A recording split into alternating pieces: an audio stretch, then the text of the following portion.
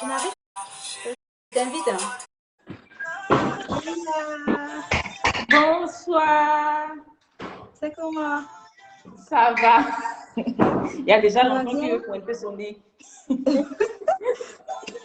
a laissé pointer. Le week-end, ça s'est bien passé. Oui, ça s'est bien passé. Bonsoir tout le monde.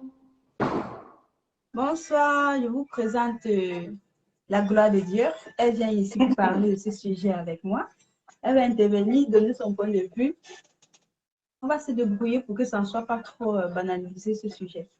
On va faire ce qu'on peut. D'accord. On va Donc, commencer.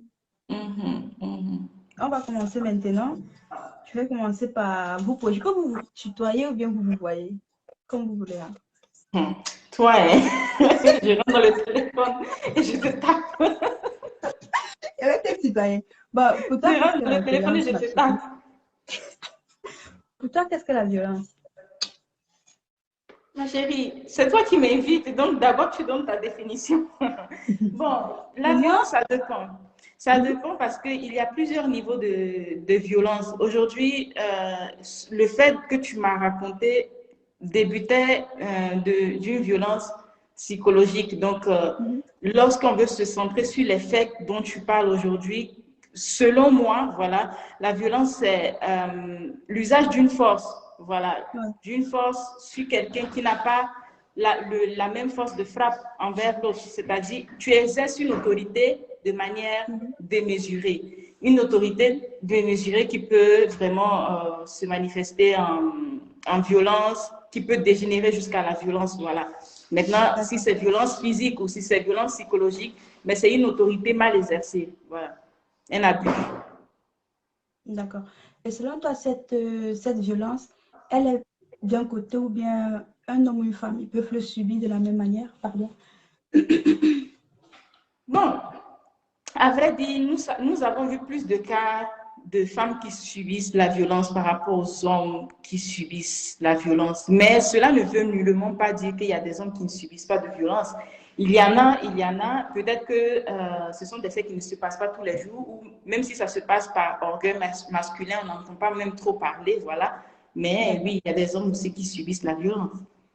D'accord. Ce soir, j'aimerais qu'on se penche plus sur le côté des femmes, parce que c'est vrai qu'il y a des hommes qui subissent la violence, mais ce que la société nous montre, c'est que les femmes subissent plus de violence que les hommes, surtout une violence psychologique. Parce que ce matin, quand je te rencontrais, comme je te racontais, j'ai une amie qui est au pays. Ce matin, on a une amie en commune, elle m'appelle, elle me dit, tu sais, telle personne, c'est comment? Je lui dis, ouais, ça va.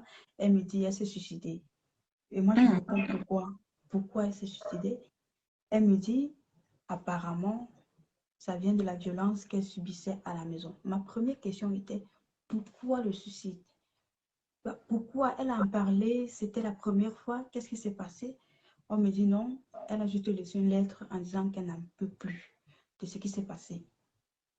Et je me suis posé la question plusieurs fois. Pousser, en plus, la seule fille à sa mère, je vais dire seul enfant à sa mère, pousser une femme jusqu'à ce niveau, jusqu'à ce qu'elle elle parte se suicider, ça veut dire que ce n'est pas un truc qui date d'aujourd'hui. Ça veut dire que cet homme, il a vraiment eu la force de dominer la Voilà. fille psychologiquement. Voilà, parce que déjà, quand on explique comme ça, on n'arrive pas bien à comprendre les contours de Ouais, l'histoire. Donc, tu es en train de ouais, parler d'un suicide qui a eu lieu en parce que Afrique. quoi? Qui est-ce qui l'a poussé à ce suicide? Parce que l'interlocuteur n'arrive pas à comprendre forcément que c'est un homme, un copain, un fiancé, un C'est mari, un mari. un Un mari. mari. Ok, d'accord, ça Un change déjà. mari. Ouais, c'est Ok. un mari. Et physiquement, dans la relation, c'était une très belle relation.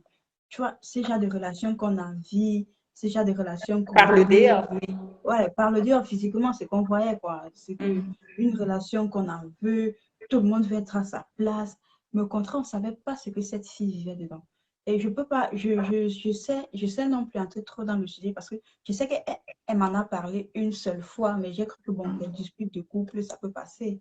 Ça Oui. arrive comme dans chaque couple, il peut se disputer et après, ça va passer. J'avais jamais pensé qu'elle pouvait aller jusqu'à ce niveau. Et si elle avait eu jusqu'au suicide, parce que je connais la fille, c'était une fille très mentalement, au début, elle était forte. si elle arrive jusqu'à ce niveau, je crois qu'il serait dû penser autre chose, peut-être une violence physique, je ne sais pas, parce que peut-être c'est faute à camoufler aussi. Peut-être une violence physique, je ne sais pas. Bon, de nos jours, la violence physique des hommes, vraiment, on déplore ça. On déplore ça dans tous les cas. C'est quelque chose que je ne surtout cautionne pas. Mais moi, la chose qui m'interpelle lorsque tu m'as envoyé le message ce matin, c'est vrai que j'avais sommeil, je lisais le message avec un œil comme ça. Mais la question que je t'ai posée, c'est, mais elle ne parlait pas avec sa maman, son papa, ses soeurs ou bien quelqu'un. Parce que ok, quand un enfant arrive à un niveau, tu as une famille, avant de rentrer et composer une famille avec un homme, tu as une famille, tu pars d'une famille.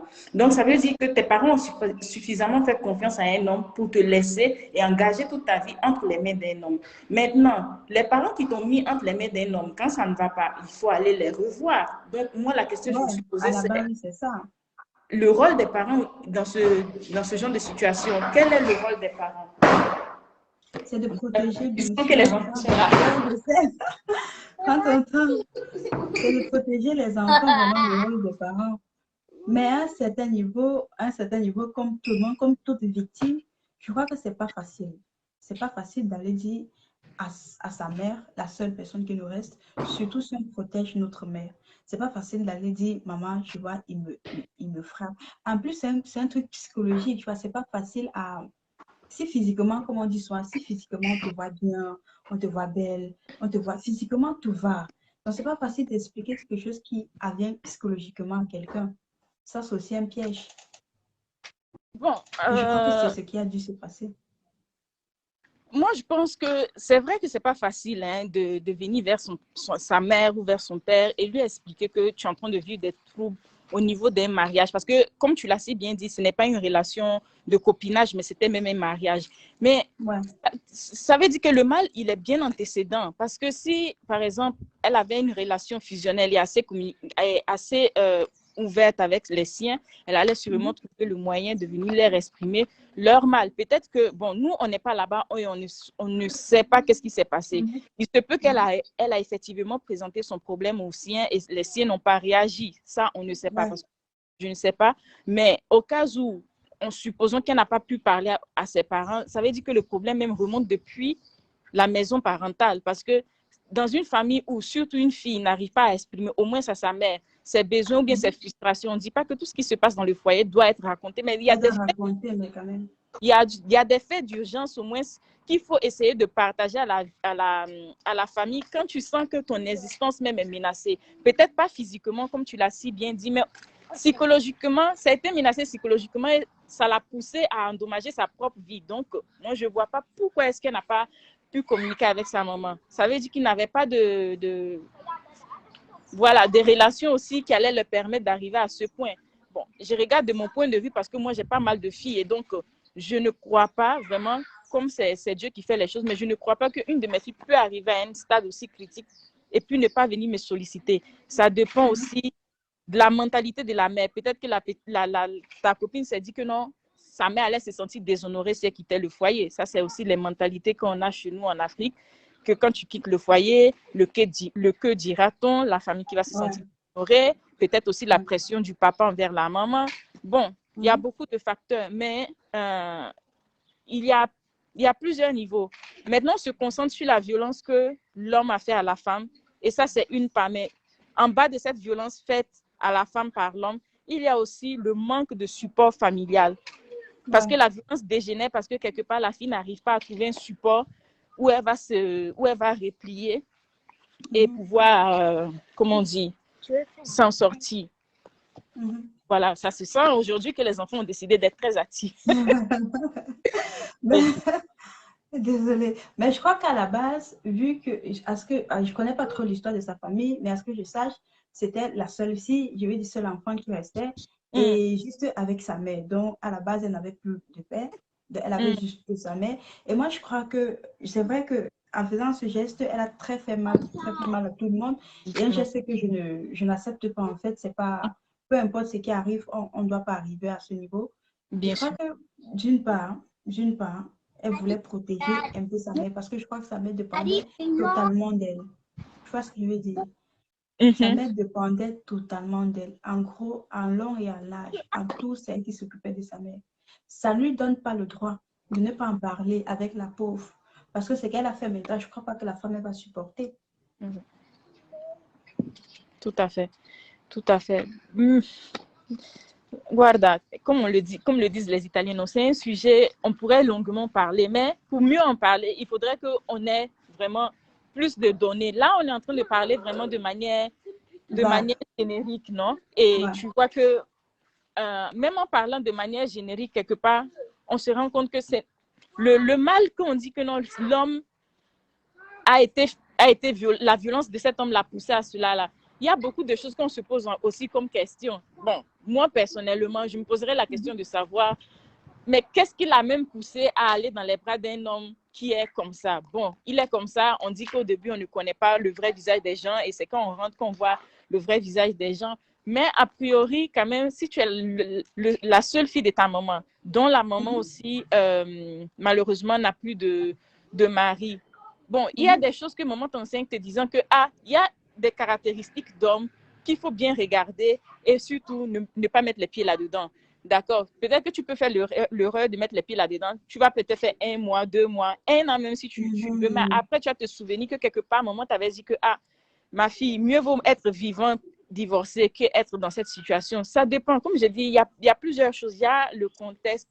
Il y a le contexte des événements, comme il y a le contexte aussi culturel, comme il y a le contexte de la relation de la fille avec la mère, comme il y a le contexte aussi, elle a pensé sûrement bon, je sais pas, la bouche des gens. Ça, c'est le premier mal Ouais, qu'on vit tous les peut-être jours. ça, c'est le premier mal.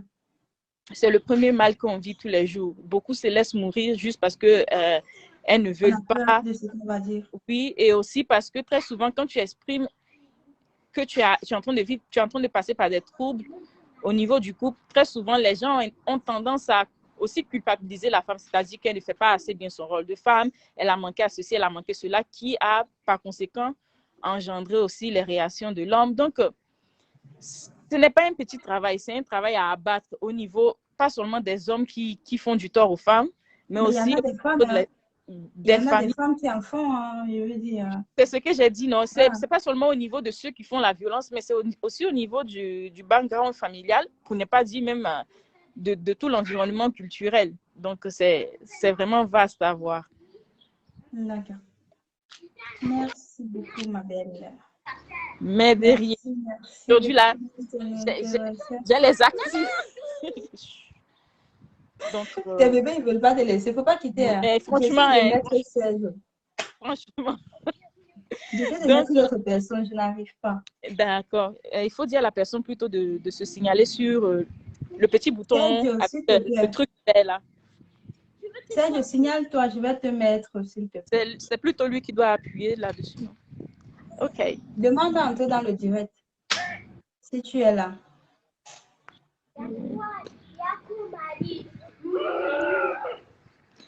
Ngeta Serge. Pouvez-vous demander d'entrer dans le direct, s'il vous plaît?